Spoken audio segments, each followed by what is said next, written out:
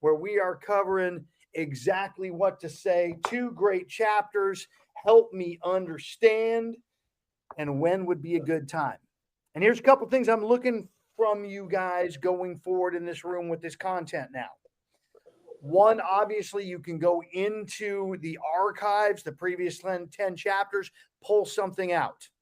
I'd also love to hear more of your take on how this applies, how it's affecting the other individual psychology, which is in the content.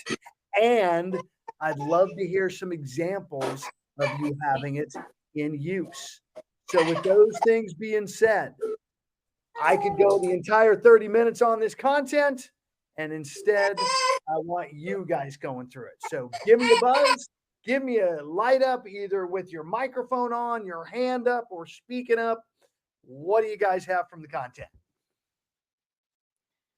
I'm happy to start with this. Thanks, Jeanette. Let me see. About 15 minutes ago, or no, sorry, I guess it's 30 minutes ago in a conversation as I was introducing somebody to the book, we were in our ROI group and we were talking about the things that we're saying and how to strengthen the people. We were strengthening each other as leaders as we were talking about how we're using, help me understand and uh, could it be possible? How certain are you? Uh, and um, I'm I'm working to just remember the phrases for starters. What are the phrases? Going back and um, writing down some of these things. Uh, but personally, I am using just imagine, especially in some negative circumstances. And for myself, I'm going where I'm finding myself trying to go down a hole. I'm telling myself, and Doug and I are saying to each other, just imagine what this will be like when. And this is so impactful. There, every one of these lines. I mean, we have them every day, and the second part was like, I can follow the rabbit trail down for somebody who will use this against us. I mean, supposedly in the Garden of Eden, that's what happened to Eve. Well, he didn't say that, did he? So, but that's okay. I still get to choose, and my impact is bigger than that impact. Well, let's play with this piece that we're going back into the just imagine, because there's been a lot about that I've wanted to speak up on and I want to put in the room today for you guys. Because that concept of asking, just imagine, and something else, the other person can't not do it.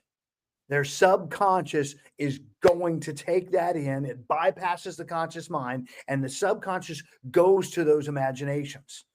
So if you paint the right picture with the just imagine, magic happens in the subconscious.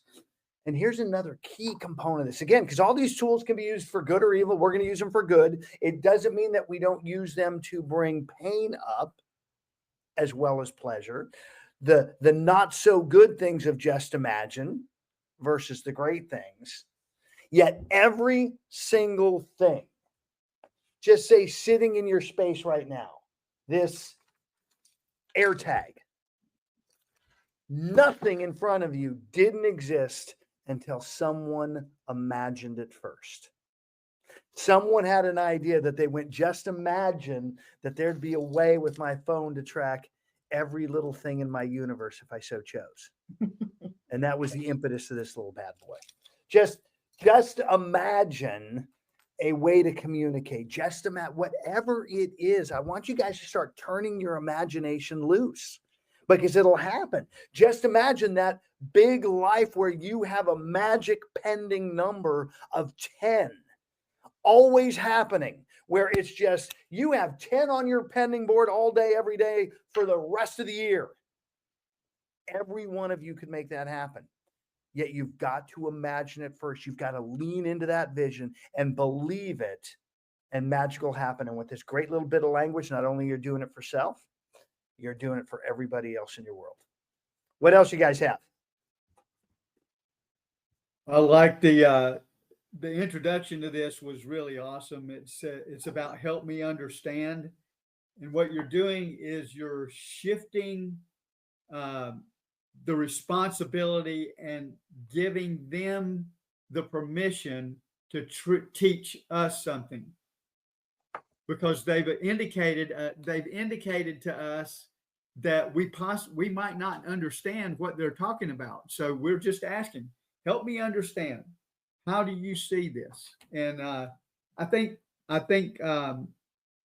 this is really, really powerful, because when they start to articulate it, they're going to find out that they just might not know everything they think they know about the subject.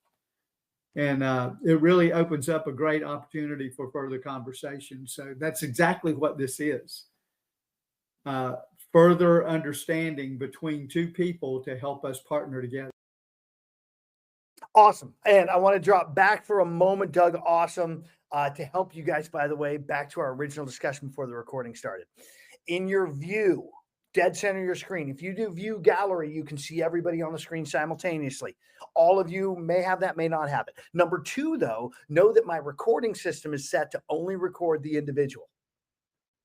So if you see me giving you hand gestures like give me more or great or that's awesome, lean into it into your speaking so we get great clips of you. Who else? Shelby. Oh, you're warming my heart here. I like this. What do you got? I was just going to add to what Doug just said. When I read this chapter, it immediately brought me to Brené Brown. I don't know if any of you are familiar with her, but she talks a lot about vulnerability and how vulnerability produces courage. So the more vulnerable we are, even if it's just trying to get conversation out of them, the more courage we get, and then it just, keeps spilling over. Absolutely. I love her work, by the way. Former presidential candidate Brené Brown. She's done all kinds of fun stuff. And you guys should be absolutely reading her as well. Thank you, Shelby. I believe, at least in my world, that might be one of the first times I've heard you speak up in this room. So it's great to have you. Keep it up. Who else? It's funny. I told you all we're going to record you and, put content out now. You're like, as Shelby said, be vulnerable, be authentic, be you. What do you got? Not really the book. Well, I guess kind of the book, but what you said early was something that I've been listening to me say since the last book, where I recorded me speaking affirmations with music in the background, and I've been doing it every day since. It's been 5 weeks, I guess. When you said, just imagine having 10 pendings at all times. And when you said that, I was like, oh, that's me. And I could feel that. And it was just this, I don't even know how to say it. It's just this feeling that, oh my gosh, this is real and this is exciting, instead of me going, that'll never happen. Instead of being Eeyore, I'm being, I guess, Winnie the Pooh. I'm not sure.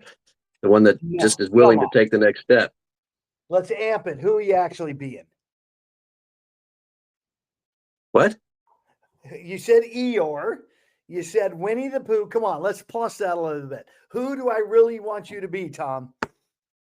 The true authentic me? Which is T-I-double-G-R, right? Oh.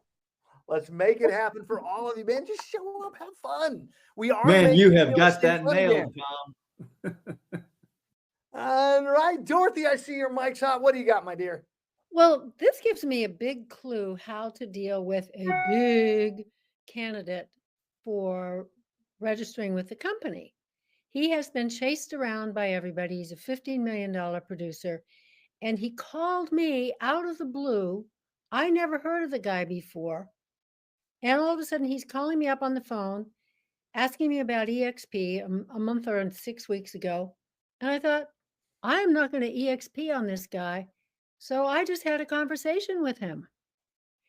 And then he said, are there any real business people in EXP. I've been pursued by agents, and that's all they know is how to be an agent. And I said, yes. So Tom Trung came from corporate America, where he was chief financial officer, and he's an alpha with us, and he happens to be my sponsor. So Tom had coffee with us twice, and then invited him on a tour of all of the properties he has, or will renovate in the Worcester area. We spent 12 hours. And so when I left the guy that evening, I just said, well, let me know if you have any questions, because I didn't want to chase him. I don't want to chase him. But it just occurred to me, the perfect thing to say to him, because he is a psychologist, he's a practicing psychologist in addition to being a real estate agent, is help me understand.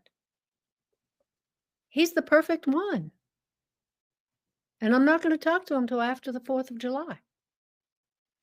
Good.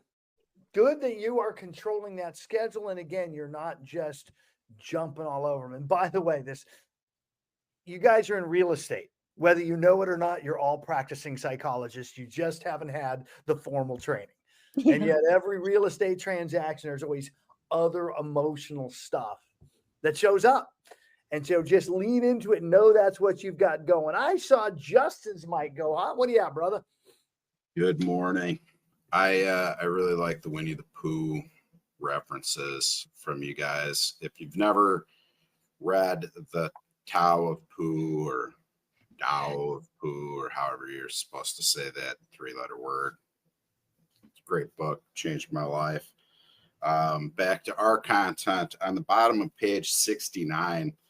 Says, be brave enough to approach an unreasonable response with a very reasonable question and courteously craft an outcome that is back in your favor in no time at all. And I think that summarizes what I believe I'm getting from these phrases. It's just a way to change the direction of the conversation, change the person's thinking. And I really like it. That was from the Help Me Understand chapter as well. Yeah, that one's powerful, because a lot of times we run into a conflict of what we know from our institutional knowledge, our history in the industry, the leadership we follow and are part of that have done amazing things in real estate, and what the consumer thinks from what they get from the public domain. And so we now get the opportunity through Help Me Understand to get them to give you those details, to get you to then know what path to take to, again, educate them through powerful questions so they can self-discover the truth. One of my favorite examples of this would be a seller in today's market having a number way up here. I had a conversation with one yesterday, guy, a house I've been chasing for 6 months. He lost it to foreclosure, and he's now doing a cash for keys, and I got a chance to go visit with him. And he asked, why did my house sell? He keeps wanting to blame the agent. And in asking him to, help me understand what occurred and all this blame on the agent, and him saying, well, Zillow said, this is what it was worth back then. I was able to talk to him because I obviously been following the market and researching it. Here's what's really happened. Here are the price points in the market where things have really closed that are a match of your property. So what do you think really was the challenge of why it didn't sell before the bank foreclosed? And he was able to self-discover in that it was a number issue. It was a price issue. By the way, why does a house not sell? What are the 3 reasons a house doesn't sell in the market? Price, price, and price. Thank you, Jeanette. It's not Obviously, location, location. location. What was that, Jeanette? It's not location, location, location. It's price for location. It's price for condition. It's price for price. Absolutely. Every time. And this Help Me Understand is going to get you over that. So Stella. I saw Stella might go hot. That put a smile on my face. It went back up. She's back. Because I wanted to comment on Jeanette's comment about price. She's so right. It is price. And obviously the condition of the property, but price is relevant to the condition of the property. So I'm going through that right now. Thank you, Jeanette. You've got some listings that are sitting on the market, do you? Yeah, I have a listing, and I've seen all kinds of comments from neighborhood, other agents in the neighborhood or in the zip code, and they're all saying the same thing. But I'm pressing forward. I'm sticking to my price. I know I might have to bring it down, but at this point in time right now, I think as long as you look at the numbers and you can handle it, I think you're okay. But obviously there's the limit. But the market is different now. Well, here's the fun point for me, and shifting gears a little, and I'd love to have you guys take from the content how we could educate on this piece. Because in today's marketplace, with today's technology and syndication of listings everywhere, same day. Well, the thing is, you never know. It's impossible. Hold on, Stella. It is impossible to underprice a property. I agree. So then what are we doing to our clients when we allow them to go on the market too high?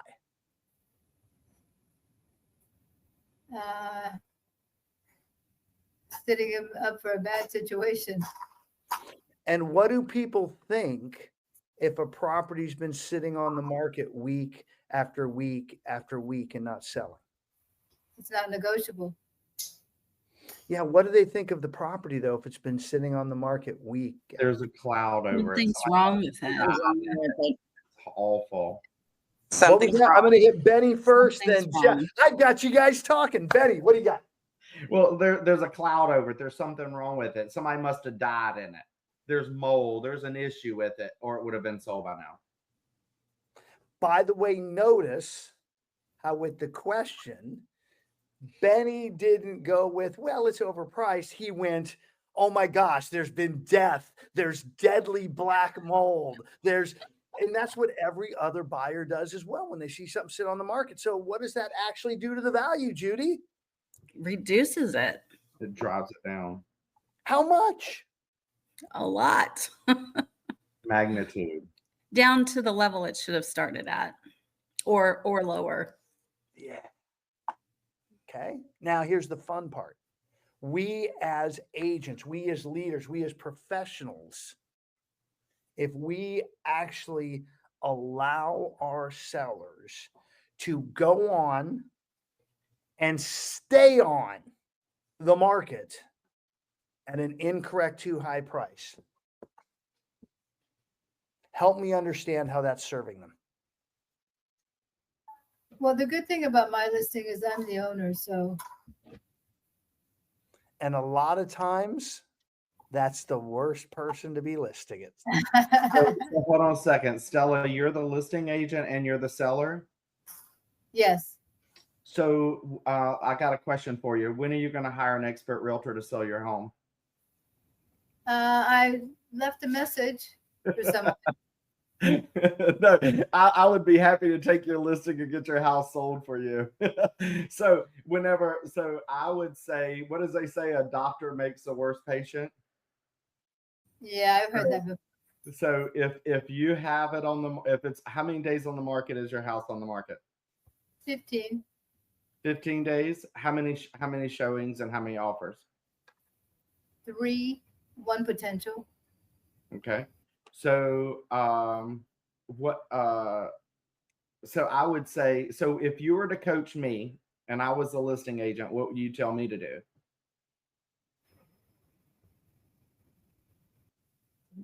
I'm sorry, I didn't hear it. You froze up. I said, if I was the listing agent, if I was a seller and you were the listing agent, what would you tell me to do? Lower the price. But There you that's go. not the case right now. It's so much fun. And by the way, I'm watching Tom here, so I got to come to Tom because I can tell Tom's ready just to go with some incredible insights. What do you got, Tom? Well, there's just so much rationalization going on. It's not the right time and all that. And so yesterday I had a conversation with somebody, another agent, and we were talking about houses in a certain neighborhood and nothing was moving. And we started to have the same Stella conversation with each other, trying to justify ourselves. And it was, nothing like revealing myself through Benny's questions. But as we were looking at the houses, well, nothing else is moving, so it must be priced right. No, I mean, it's just really funny to hear rationalization. And I know I do it. I know everybody does it. But what I want to say is that's not me. I mean, I don't rationalize, but whatever. And so if you want to get it sold, it is a function of price. If you don't want to sell it at a lower price, then maybe take it off the market and hope the rumors are true that it actually, rates actually come down in September when they're trying to garner more votes with lower interest rates. That's a good point. But if you're not ready to sell, don't sell it. Well, here's the fun part. Somebody who is in a victim mentality, you'll be able to see because they rationalize, they justify, and they blame. They're pointing the finger outward on everything. And so they're in that state, which is going to make them very reactionary. Back to the content, help me understand drops that guard. Back into it. And I love this from a path of accountability versus path to victimhood. And by the way, it doesn't mean victimhood doesn't mean something tragic happened. It's a mental state that you are not the one responsible. So content, page 67, by taking full responsibility. You're right. They're not right about pricing, yet you're taking the full responsibility that you could be wrong. By taking full responsibility of your possible ignorance, you can invite the other person to justify their thoughts by educating you on how they crafted them. And by educating you many, many, many times, it'll open up the right doors for the right questions from you to then get them to re-educate themselves to what the real position is. We just witnessed that live with Benny when he flipped the script and said, okay, you're coaching me as the client and you're the agent. What would you be telling me? It was an awesome example of that. Thank you, Benny. Now I'm seeing the chat light up. I'm seeing mics. Russ, can I say one more thing though? One last thing about the listing. It's going to be fun. I love this. But when you do the work and you do the comps over and over and over, and they're telling you that you're right, at what point do you say the comps are wrong? Well, here's the fun part. In 2009, were you in the business in 2009, Stella? Yes. Excellent. And if we comped out a property in August of 2009, in September of 2009, were they accurate? No. Because the market was dropping. And in November of 2009, were they accurate? Nope, because the market was dropping. So instead of the comps, what is the market telling you? Right. You've had 3 showings in 15 days. Now, here's the fun part. Doug, how many showings did you have the first day of Chisholm Trail being on the market? That would be 50. Well, we had 50 people. There was 20 groups that came through. You still with had 50 realtors. people, 20 groups with realtors. Mm-hmm. So which one was priced appropriately for the market? Chisholm. Ours. What's the market telling you? And that's the same conversation. By the way, Ryan, on average, it takes 15 showings to receive one offer, and that should happen within 3 weeks. If I'll- you have not We had got- your 10 plus showings and an offer in 3 weeks, your price is inaccurate. Right. I- and I want to how add much that above list price was that offer? What was that, Doug? And then I'm going to go to Jeanette. How And we're going much to get out of above here. List price was that offer with 50 people coming to look at it? That was the other part. So we priced it well and we got above offer. Above More list than price. 10% above list is what That's right. happened when it was priced right. And we can do an incredible conversation on that. Sounds like that's going to be part of our mega open house conversation. I'm going to be working on the plane today on this content as well as the mega open house content. You guys have asked me to get a lot done.